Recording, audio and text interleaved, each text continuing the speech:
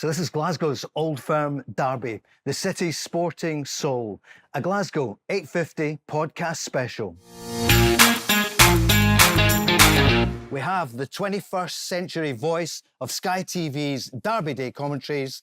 The one and only Ian Crocker is with us. Great to see you, Ian. Great to see you, Paul. Thanks for having me. The newspaper, radio and TV pundit who's covered countless derbies and reported on the intrigue and the drama of the big two, Mark Guidi, the last manager to taste success in the Old Firm derby, the former player, captain and interim manager of Rangers, Barry Ferguson, and another international player who had a brilliant career, and he also tasted that success, that moment, scoring for his beloved Celtic against Rangers at Celtic Park. Charlie Mulgrew is with us here. Where do you start? I mean, this kicked off in 1888, so I've covered a few myself. I'm Paul Cooney. I was there in the 80s. Some say the 1880s. The first game was in 1888. It was 5-0, I think, Barry, to Celtic in a friendly. But you know the score overall. They've played 450-odd times. Celtic have won 170, but because of Igaman's goal just a few months ago, Rangers have 171 wins and there was 105 draws. There's nothing like it in the world. Mark, is that true? That people say this is the best? What makes it so special? I think if you ask anybody that's played in them, managed in them, if you go along as a supporter, there's nothing to beat it. I mean, there's fantastic derbies all around the world, but I'd say certainly in European football, nothing comes close to it. And you only need to ask the players that played a Manchester derby, a Liverpool derby, a London derby, how the Old Firm derby compares, and they will pick a Celtic Rangers game every day of the week. We often say over the years, see when there's controversy, you hear it, oh, bring in an English referee or someone from abroad. Well, we haven't done that, but what we did at the turn of the century was bring in a young, budding commentator who turned into the best in the business. And it's great that you're here, Ian, with us. Too kind. Thank you. Had you experienced it at all before you got your first commentary, which was right at the end of the, was it 98, I think? It was 1998, yeah. No, I hadn't experienced it before. I'd obviously followed it as being a big football fan growing up, but never been to one. So my first one was when I commentated on, was actually a 0-0 draw, 1998. I think Barry would have played in it at Ibrox. And we haven't had too many 0-0s over the years in this fixture because it usually all goes mad. There's such an atmosphere, isn't there? When you go into the ground, there is nothing like it.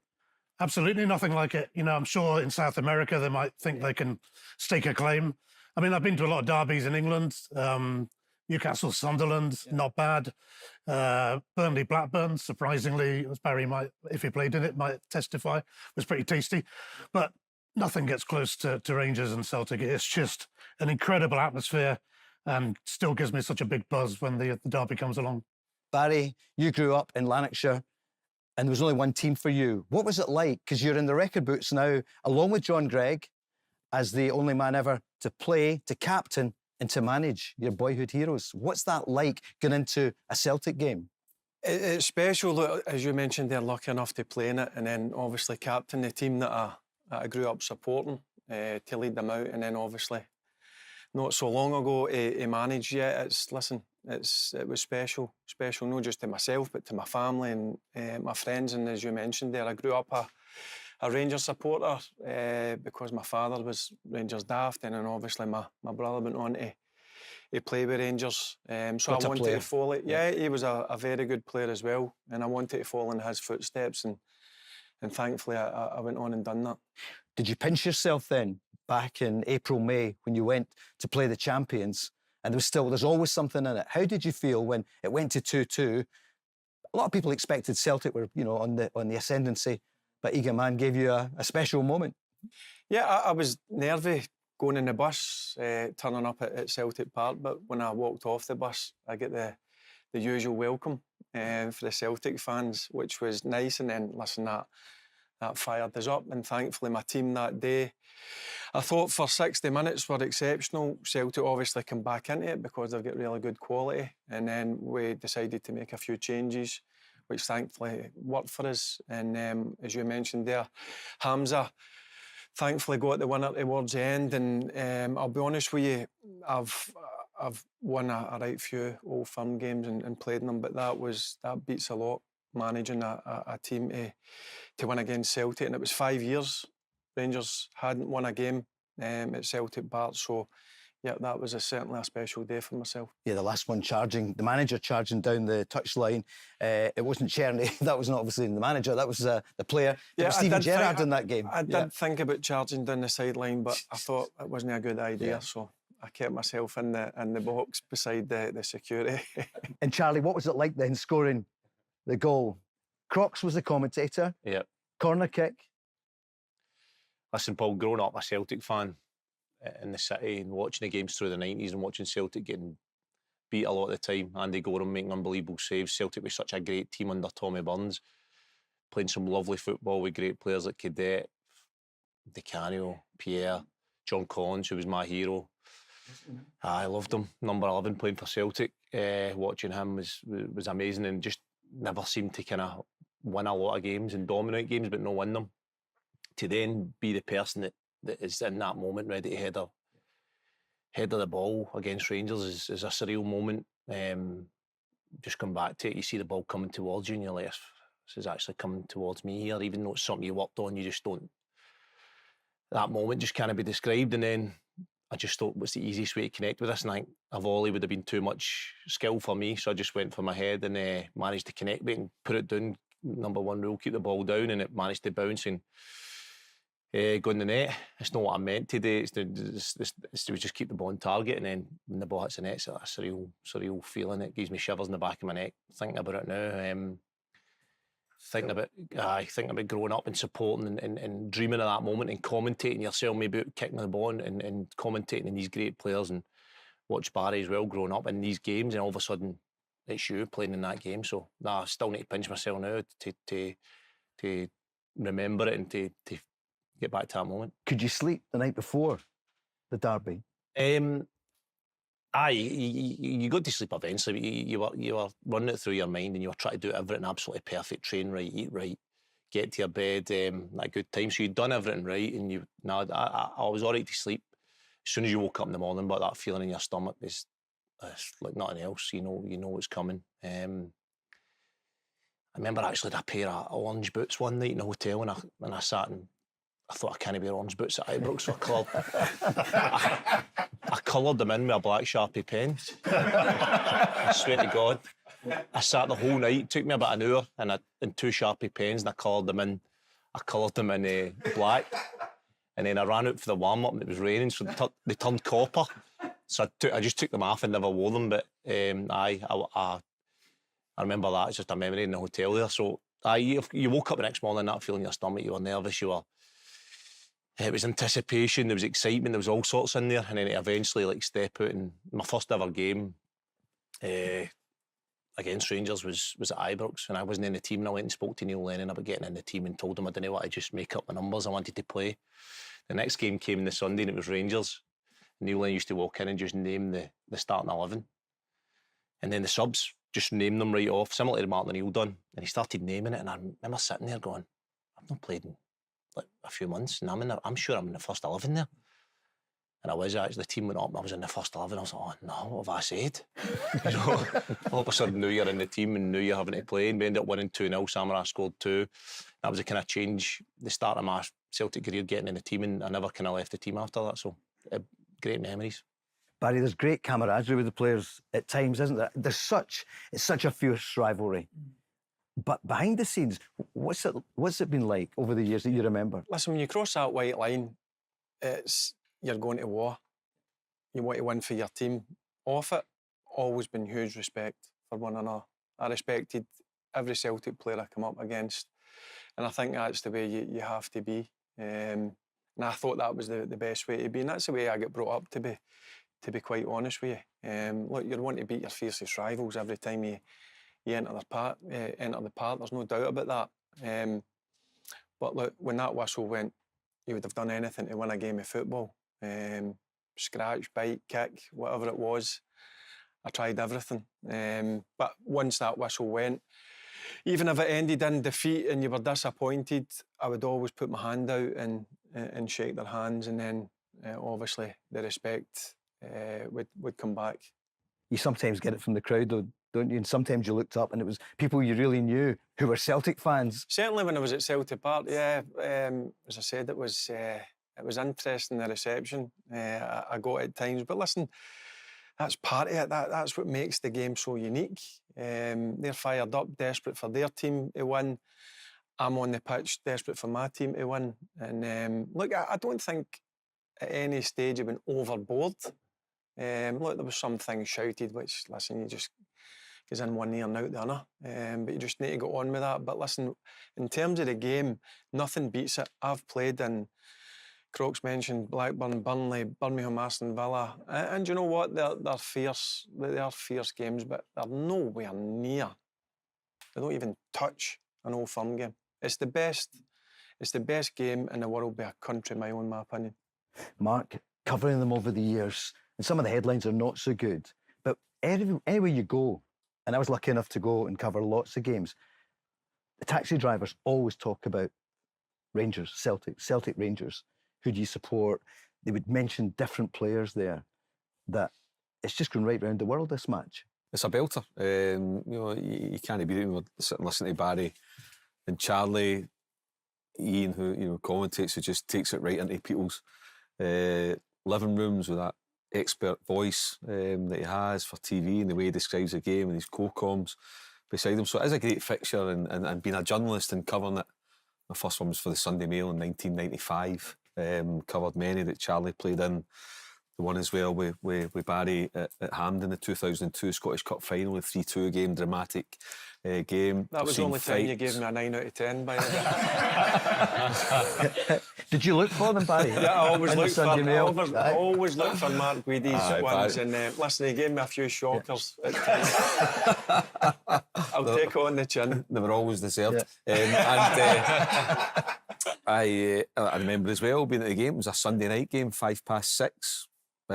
Hugh Dallas, City Hugh Dallas. So look, red cards, controversy. You know, so it's been a great game to be a part of in journalism, and will continue to be so. And some of the managers that we covered, great personalities that really get it. You know, your Martin O'Neills, your Walter Smiths. You know, guys got really get right involved in the fixture. So no, it's been great, and to see some of the players. I mean, I think particularly you go back to Barry's era and the team that Martin O'Neill had, and then Dick Advocaat into Alec McLeish, Walter Smith's 9-0 team. Some fantastic, but I'm sure Ian will agree. When you look back at the quality of the squads back then for Scottish football, to have that kind of quality was a pleasure to be involved in. It's been a purple time to commentate in some of these games, and some of the players you've been commentating on. Yeah, that era in particular, obviously with a bit of money around then, we had some terrific players to watch. It was fantastic. Great games and just some top talent on the show. And yeah, that era in particular, I mean, funnily enough, if I was to pick out my two favourite Old Firm games, I'd go back to that era, which seems a bit sad as I've been doing it for 20 odd years since. But the 6-2 game, sorry, Barry. Yeah. Celtic Park, Martin O'Neill's first Old Firm, fantastic. And the 2002 Cup final. I love Cup finals, so the pure one-off game to me is always better than a league match. And the ending to that game was perfect for Barry and Rangers. Some cracking players back then, some cracking matches, but it's not been too bad since. Hamza Egerman's winner at Celtic Park was wonderful. 3-3 at Ibrox a couple of years back. Every so often you get a game come along, well, quite often I would say, when you get an early goal in an Old Firm, that's it. It's open season. You know you're in for an afternoon of pure madness. Glasgow's Old Firm derby, the city's sporting soul, a Glasgow 850 podcast special. Some of the names over the years, before our time, Bill Struth, the legendary manager at Rangers, and then after that you'd Willie Waddle and Jock Wallace. At Celtic, Willie Maley, long before our time, and then Jock Stein, and everything changed, Charlie, long before your time. But when Jock Stein came in at Celtic in 65, Celtic won the Scottish Cup and then went on to dominate, culminating in 67 with the European Cup. It's a brilliant thing, the first British club to win it. Did it hang over you a little bit at Celtic? Is it, oh, that'll never happen again, or you'd be inspired by the Lisbon Lions?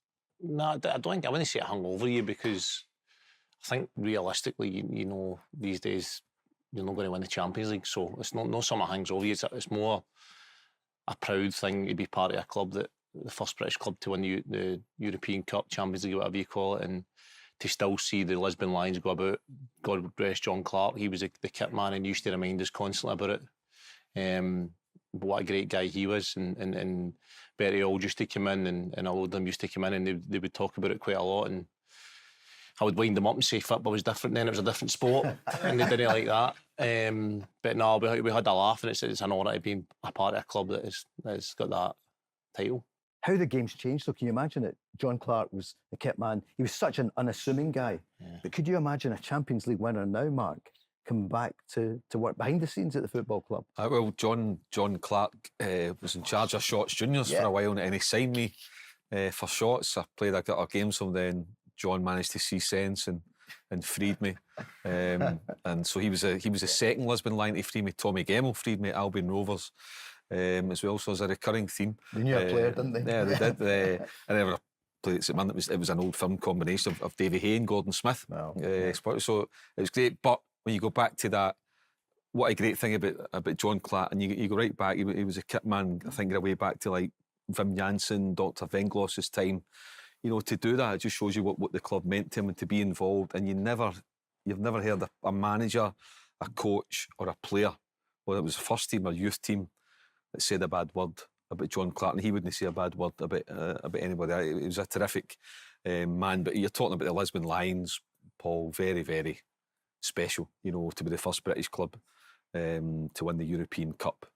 You know, it's obviously it'll never be repeated, with great respect to Celtic now that football has moved on, but to have that in your locker was pretty special. My first Old Firm game was October 1970. I was very young, and Celtic had been winning most things on the way to 9 in a row.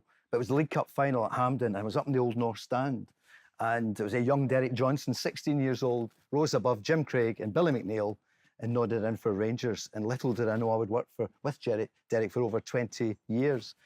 Barry, it then changed again. Rangers got back in the ascendancy in 72, winning the Cup Winners' Cup was just phenomenal. Winding forward to when you were coming through then, Graham Souness, when he came in, things changed at Rangers, didn't they? And he brought in Walter Smith, and Rangers bounced back big time. Yeah, I'm not that old. I didn't break in when Graham Souness came up, but listen, that was the start of it. David Holmes brought him in, and obviously started to sign some English internationals, Terry Butcher, Chris Woods, some top-class players, and then Rangers started to get a grip, a foothold, and started being dominant. And then on to the 90s, that was when I started really getting into football, and that was, they were my heroes in 9 in a row team. I looked up to guys like Brian Laudrup, Paul Gascoigne, Alan McCoy, Stephen Ferguson, Stuart McCall, one of my heroes, Ian Durant. So, yeah, that was a fantastic period for Rangers. It was great for me because I was a young kid.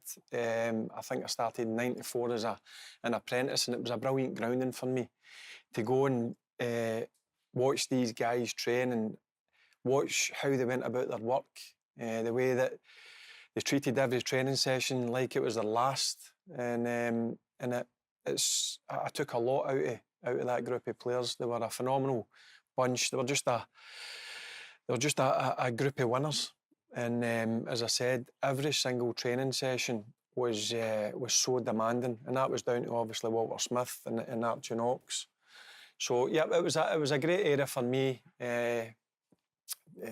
growing up, and it was a big push for me to want to become a regular in the Rangers first team, because it was tough to break in to that 9 in a row team. Because, as I mentioned, some fantastic midfielders. Paul Gascoigne, one of the best that Britain's ever produced. And how good was he up close? Amazing. Yeah. No, forget Paul Gascoigne as a footballer. As a person, he's one of the best guys that I've ever came across. So generous. He always took an interest in the youth team. He would always ask us, we would play games on the Monday night, and he'd always come in on the Tuesday and ask, what was the result? Who scored? How did you do? He took a real interest. And for a guy of that calibre and the respect that so many people had from it, he was just a brilliant guy. And then just to watch the guy play football was just memorising at times. The things he could do with a football, win games by his own, and to have that opportunity to go and train and learn off of guys like that was brilliant. As I said, it was a great grounding for me.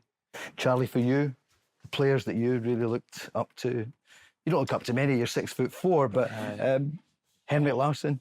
I loved Henrik Larsson's obviously one. John Collins, number 11, played left side for Celtic. I was young, left midfielder. Used to get 11 in the back of my strips. Loved John Collins, and then that whole Martin O'Neill team were, before I went full time for 2000 right to, I went full time 2002, so I used to clean their boots and do all the duties for them. So it was unbelievable to be in that changing room and to be in amongst them. They obviously gave you a lot of banter and a lot of abuse, but it was funny. It was good. It was good times. It was. You've got to be thick-skinned, haven't you? Yeah, but it stands you in good stead because it's all stuff that that makes you stronger. Probably happened to them growing up and just used to get Terrorise you, didn't they? They terrorised you. I remember Sutton used to absolutely terrorise us. Chris Sutton did, yeah. But I loved him. Yeah. He was funny with it. Yeah.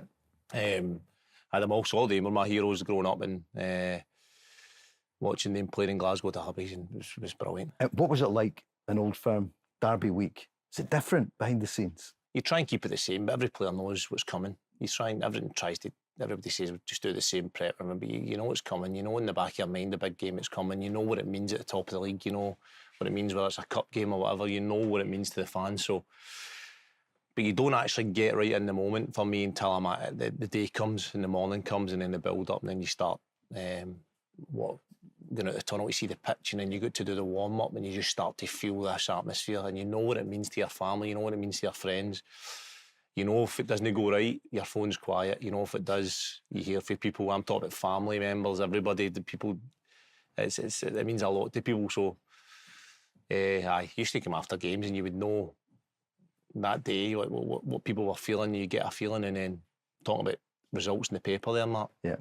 So I wouldn't look at them. I made the decision not to look because I thought, Seriously, regardless. Surely you must have looked. I used to look, and then at the very start, and then I stopped. Thought, no, I'm not looking. But Barry, you know why I stopped looking? Right? Thought, no, I'm not doing it. It messes with your head, and you knew if you'd played well, and you knew if you hadn't. So I didn't really need to look at that. But my uncle used to phone me every single Sunday morning, and it was gospel to him. It was like the Bible. No matter what you would say, I'd say, no, don't listen. These guys are only watching the game. I know what. You get a 7. He would tell you, you get an 8. You get well done. You get an 8. That's it. That's what he used to do to me. So I would, no matter what, I would go, oh, here he goes. Before he'd phone and tell me. And if it was good, he would start to read it out to you.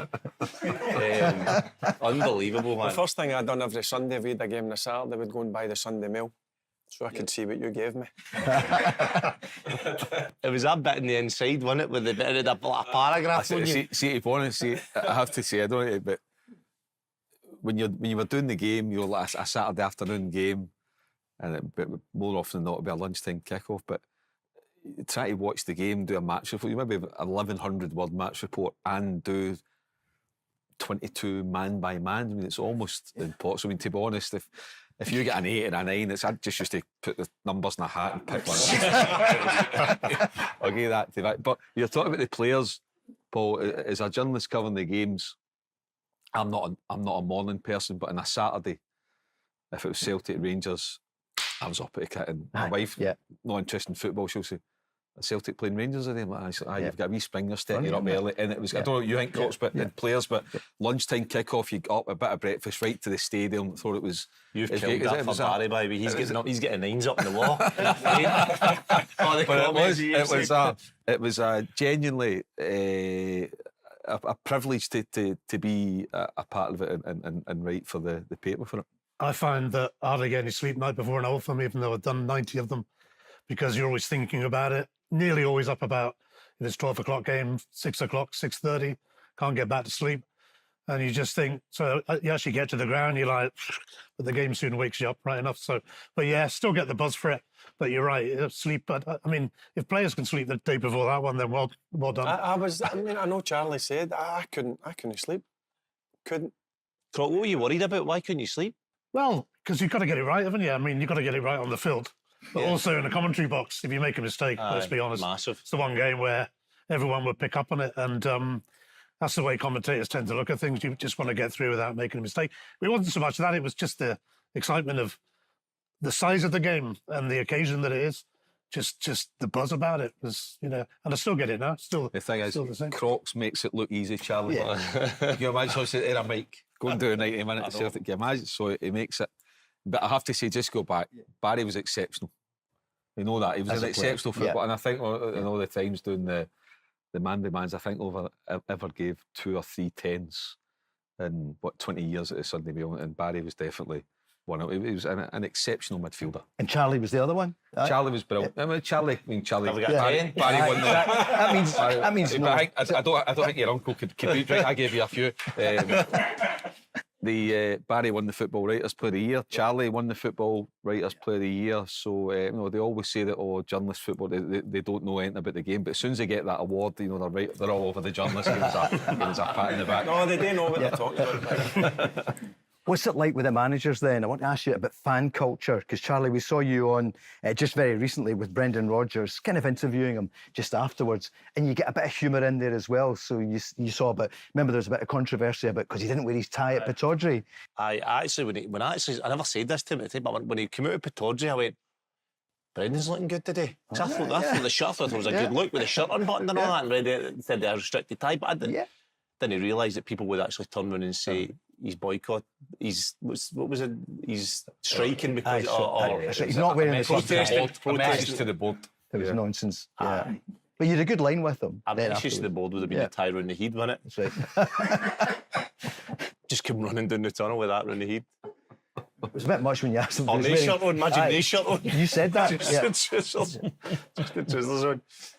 He did say he wasn't wearing a belt. He did. You get into it. Must have the Gucci belt off. Barry, what's it like with the managers? What was it like then with Brendan and you as the two managers? Again, similar as when you were a player. Respect before the game, you would shake each other's hand, and then when that whistle goes, well, you're desperate for your team to win.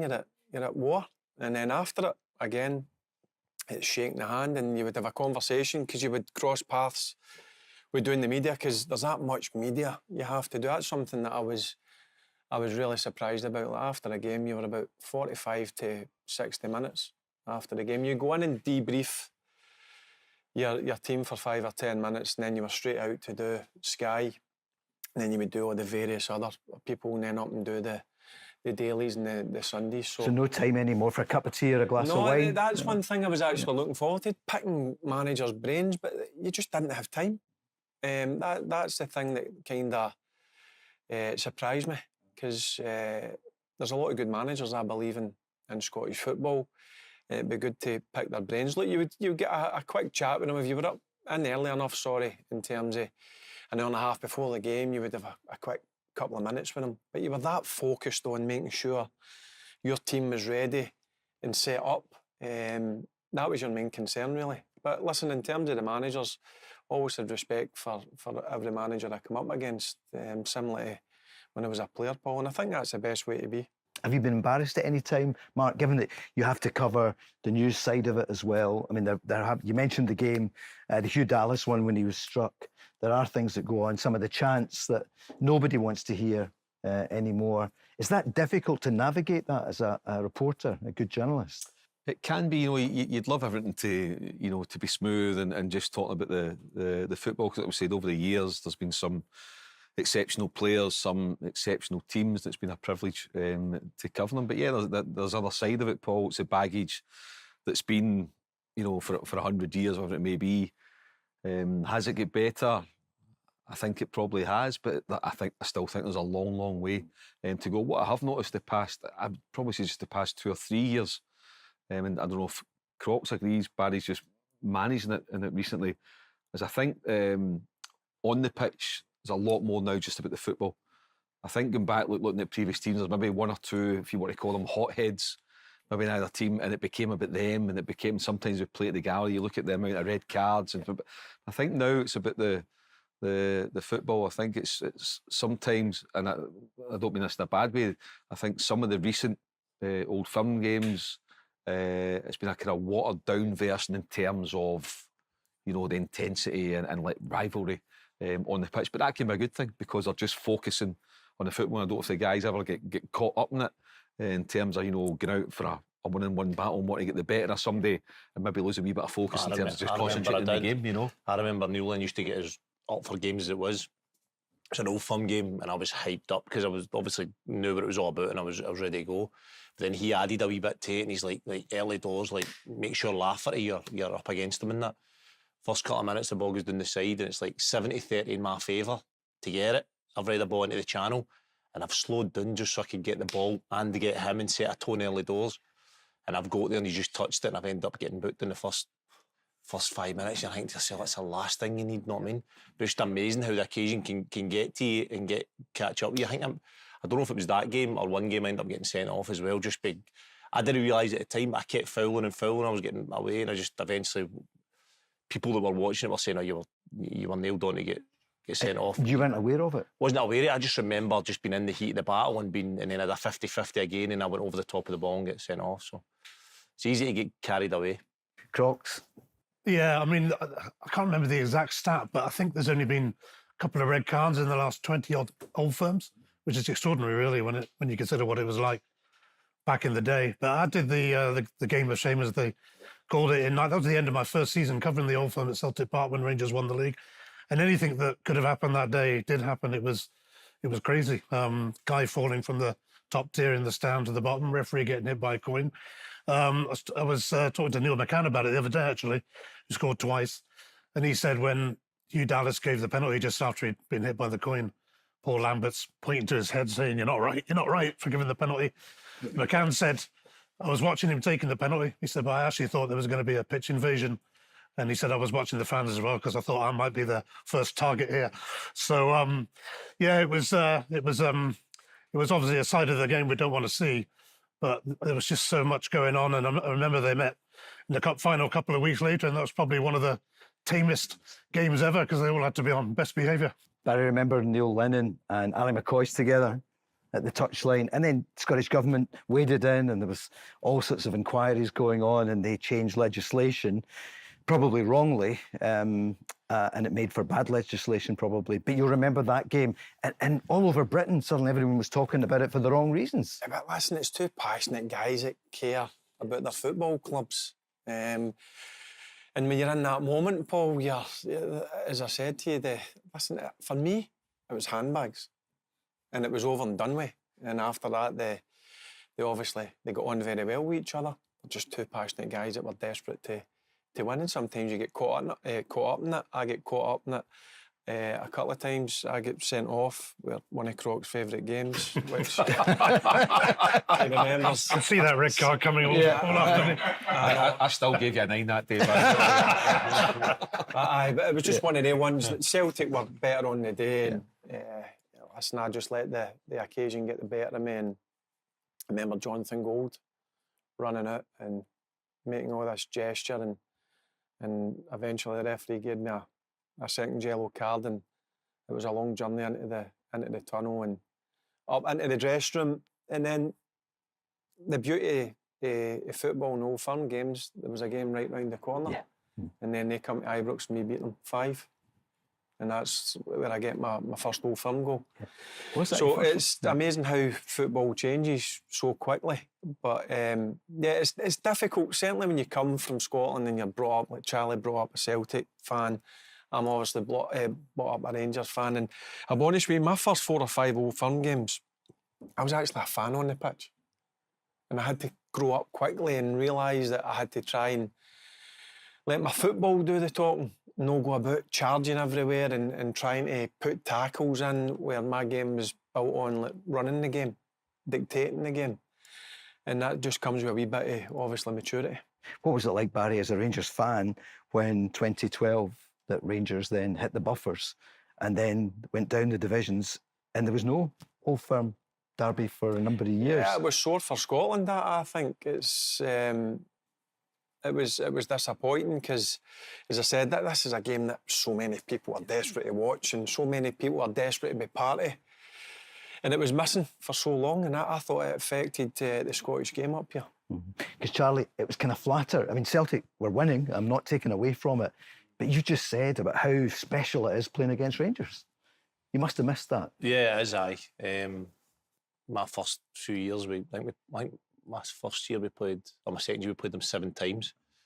So then the following season them not being in the league is disappointing. It's a game that you look forward to and you want Rangers to be there. It makes it much better. So no, I think we all missed it, even though like a lot of Celtic fans will say at the time that they were happy and they got what they deserve and all that stuff. I think deep down everybody knows that that's a big part of Scottish football, and we all want that to be there and be part of it and be playing in it. And for it not to be there was disappointing. I think as well, I mean, I can remember obviously Covenant and Celtic.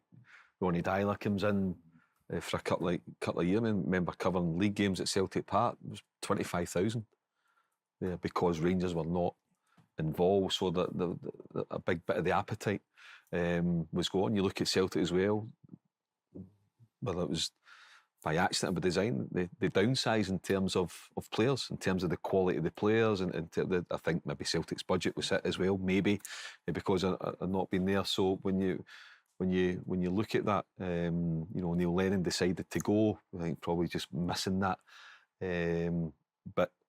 So I mean, it was obviously it was a massive story. What happened to Rangers? Craig White, Charles Green, you couldn't look up, could you? When you look back on it. Yeah, well, I mean, you go back to all the trouble that they get in under Sir David Murray to then getting passed on to Craig White, and then it's now Paul with the new owners coming in. But Rangers, ever since then, they always seem to be chasing a quick fix rather than trying to build a football club. The football club needs built.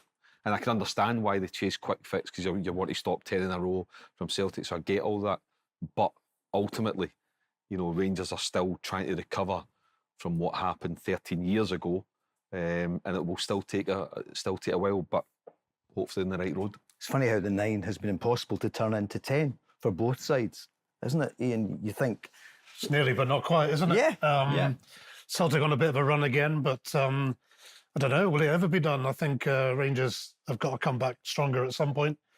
Hearts are going to be interesting in the whole mix of things as well with Tony Bloom, the Brighton owner. They're going to be challenging seriously in a couple of years' time. But yeah, it's funny how they both got to 9 and that was that. What about the fan culture? Barry, you're brought up a Rangers fan. Has it changed, do you think, with social media? Or essentially, people are brought up Rangers fans and they just love their club? Because apart from their family, it's the biggest thing. Yeah, football. Yeah. Yeah, they're clubs. And listen, it's not just about going and supporting a club and buying season books and travelling all over the country and even abroad when they're in Europe. It's the merchandise as well. The fans, they care so much about the clubs and they put so much money in. And listen, it's like myself, I was brought up in a Rangers family, and my dad obviously been a big Rangers fan, and my brother and myself. And it's like that, you follow in the footsteps of your elders. Do you think the old firm, I mean, it's 38 years, it'll go on forever? Yeah, of course. Of course. I would be disappointed if it didn't, but I'm sure I'll not see that in the next 113 years or whatever it is.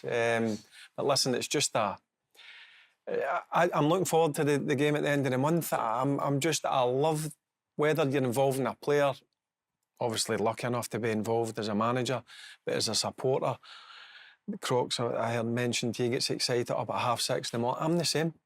I'm the same. I just look forward to them, whether it's at Ibrox, whether it's at Celtic Park. They're just special games. And the best thing to happen in one of these games is one of the teams scores early, because it opens it up when sometimes two of them are a bit cagey and you get to half-time, nothing each, and then it becomes a bit boring at times. I just like when somebody opens a score in the early doors and then two of them kind of go for each other, and that's when they become really exciting. And we talked about the respect between the players against each other.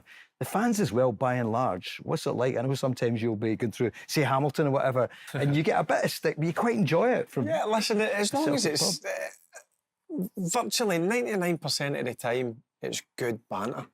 Sometimes an odd idea it goes over the score, but I've learned, I've got maturer just to ignore it, Paul. It's difficult at times, but listen, you've just got to let it go over your head. But as I said, listen, Celtic fans in general have been good, and the banter's been pretty good. Listen, they support their club. They know what I'm at. I know what they are, and you just go on with it. But you've got the minority, that wee 1% that go overboard. But listen, you just ignore them. Charlie, how have you found the fans over the years? Yeah, fine. Same as Barry. Never really had any bother. There's the odd shouting across the street or whatever, but it's always banter and always a laugh. You don't do that too often, do you? I remember the 3-0 game when I scored. Actually, used to take my son on the pitch. Geez, he's 17 now, but used to take him on the pitch. He was 3 or 4 and used to kick the ball about. And I remember some Rangers fans, they get held in the stadium for a bit, so there was a few of them left as I've took him onto the pitch, and they were giving me a bit of stick, but that was brilliant because we won 3-0, so I was waving up and giving them it back, and just a bit of banter. It was it's part and parcel. I mean, That was me. It was getting you started. Some of my mates are Rangers fans and grew up with Rangers fans, so it's all good banter. They need each other, don't they? Rangers and Celtic, the fans. That makes it much better, definitely. These games, both sets of fans buzzing for these games. Best match ever then, Celtic Rangers game. What's been your favourite, either watching or playing in? It's got to be the one I scored in. Yeah. Got to be to be that. I mentioned earlier that young lad that grew up in the streets, thinking about Celtic Rangers games, and one day being a part of it and scoring is a memory I'll live with me forever. And the reaction you got afterwards, did it go on for days, weeks, months, and keep it going for years? The night out. Tell us, yeah. Nah, I actually don't remember what we done after it, but at Celtic Rangers, that's the beauty of these clubs, is you just go right away and you need to go again, whether you've won 5-0, 6-0, 3-0, 2-0 or lost, you just need to go again and be prepared for the next game, because you're only as good as your last game. So no, it would have been a lot of excitement, a lot of buzz, a lot of family would have phoned me that day. My phone would have been quite busy, probably my pals would have been in touch with me, and amazing feel my uncle would have phoned me with still only a 7 for Mark. And is that the thing you miss most in football? The buzz of the Rangers game? It's a huge game. They're amazing games, but what I don't miss is when you don't win them. That was a horrible low moment. Leaving the stadium that night's really hard to explain. You don't sleep that night, you just, even though you don't maybe read social media, or you just get a feeling by people that have contacted you, or you just know how the games went, whether how you've played individually, how the scores went, how the teams went, what the scenario is at the top of the league or cup games or whatever. So I don't miss that part, but I miss winning the games and being involved in a game that's good and you're doing well in. You've also got to remember as well, I think, what these guys, what was Barry's era, Charlie's era, the different managing players, what they bring to the City, Paul, and what they give their supporters, like, Champions League nights. In Barry's era, Celtic and Rangers were in the Champions League at the same time as well. You get Charlie, playing against Barcelona, beating Barcelona that night in 2000. The buzz that they give the City, the supporters, the buzz that they give the media, Champions League nights under the floodlights when that theme tune's belting out, and it's a great thing, the pleasure and joy that they're able to give to hundreds and hundreds of thousands of football people. It's true. It's probably the best advert for Glasgow. Ian, what did they make of us? So when you're on Sky, I think it's one of the highest rated shows, is that right? Yeah. Well, it's watched not only across the UK, but all around the world. I mean, it goes to so many countries. I mean, I get messages after the Old Firm because some of the American stations now take our commentary. So you normally get messages saying, we're listening in wherever in some little area in the States, shown all around the world. Everyone in England wants to watch it. Everyone in England wants to come to it. And I always told them it should be on your bucket list. You've got to experience it. Getting a ticket might be an issue, but it's just such a fantastic occasion. And I'm sure there have been dull ones over the years, but they've never felt dull to me because you're so in the occasion. And I have 2 sheets of information on all the players for every game. You do it for the Old Firm, and then the game starts, it's 100 miles per hour, whirlwind, pure madness. You hardly use a stat or a line because there's so much going on the pitch. So you've got that on every player. Yeah. Every player, yeah. About 3 lines on every player, some general match stats. But the the game takes over. Sometimes it's not. People. Some people tune in and go, the quality in more recent times wasn't great. I said it's not. This game's not about quality. Back in the day, when in the end of the 90s and in the 80s there was, but it's not about that. It's about the game itself and what it means, and it's going to be so frantic from the off. And Barry's right, as we mentioned earlier, the early goal always sets it off. You know you're going to have a cracker. Ian, you've had, going back to Davy Provan, Ali McCoy's, Chris Sutton, Neil McCann, no sitting the fence. Who's your favourite co-commentator? Oh, that's a tough one to answer, but I'd probably say, because I worked with him the longest, David Provan, and we just had such a connection. I hate it when commentators crash each other, although it seems to be the thing to do now, but me and him never did, because we just knew, he knew when I was coming in, I knew when he was coming in. But I have to say all of them have been pretty good. Andy as well, I was with for a long stint. Chris Sutton now, who, as Charlie touched on, brilliant sense of We'll humour. just get that clipped up. Yes. Davy Provan's better than Chris Sutton. Right, we'll just clip That's that the up headline, there. isn't it? I want to send them that. Miles better, he says. Changed it by the second. And I agree totally. And cut the next bit, which was Andy Walker was coming in to take the acclaim. So cheers, Crocs. Nah, they've all been brilliant. They've all been brilliant to work with. And yeah, we always look at each other at the end of the game as if to go, wow, you know, we got through another one and hopefully didn't make a mistake. Did you give Davy start, Paul, in the media I did. business? Yeah, Davy Provan had just had to give up the game far too early. Did he give you the nudge? He Did What's you that? nudge? Did you nudge Mark Nudge there? him? Oh, yeah. Yeah, Ask me the question. That's I gave right. Davies. Get that one in. Give you a wee bit of limelight, Paul. Davy Provan, and Charlie's doing it now. You're doing it, Barry. There's so many of the players then who go on to a great career in media, but nothing beats playing. I never kicked a ball seriously, nor did Mark really. He was the St Mirren reserve goalkeeper. But you did play. But to play in an Old Firm game would be just the best thing ever. Yeah, I mean, I played St Mirren reserves at Celtic Park. We lost 1-0. Tony Cascarino scored the goals. I think I was only one of 3 Scottish goalkeepers that Tony Cascarino scored against. Played at Ibrox. I think Andy Gray might have played for Rangers. So I had to sample it, and that was back in the days, Paul, when the first team played, you got to Pittodrie or Tynecastle. So I listened. It was only sampled it for a couple of years, but fantastic to be a part of it. Who's going to win this season, Charlie? What do you think then? So we've got one coming up a week on Sunday. What do you think? Can't wait to see it. Can't see past Celtic. Can't see past them. But it's going to be interesting because Rangers are under a wee bit of pressure with the start they've made, so they're going to need to step up. Barry, what do you feel? Yeah, look, it's not been an ideal start. We all know that domestically. But listen, form goes out the window in these games, Paul, and Rangers are at home and they have to take the game to Celtic. I think that's the best way you have to approach these games. You can't allow Celtic to dictate, and you need to put them under real pressure and not let them settle into the game. So, yeah, it's one that I'm really looking forward to. Rangers at home, you want to win the first one, and I'm sure Rangers will be desperate to do that. Mark, we could go on for hours on this. Yeah. You think of all the things, Celtic's double year. You know, in the centenary Centenary year. double off. Fantastic Celtic team.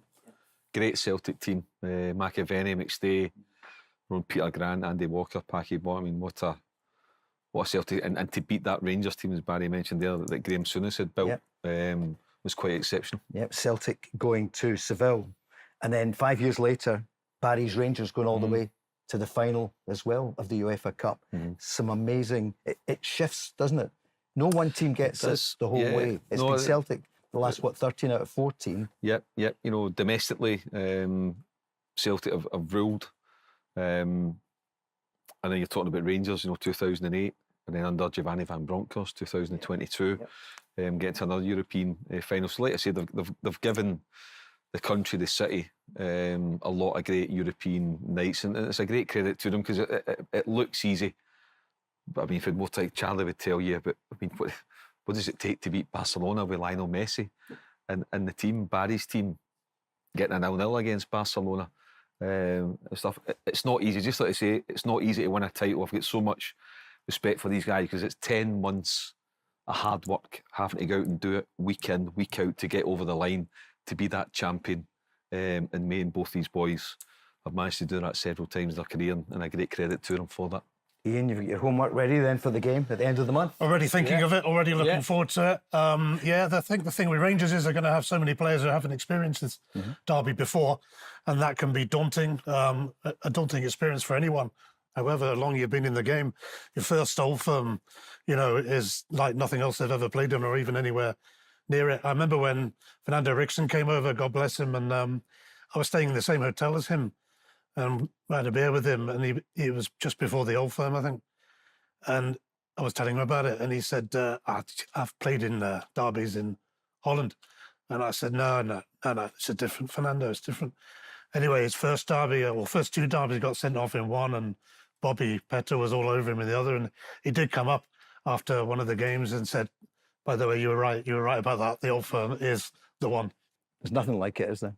Can't beat it, no. It's, you know, Celtic might enter this one as slight favourites, but Rangers had the better of the league fixtures between the teams last season. And, you know, obviously that big win at Celtic Park with Hamza's magnificent goal.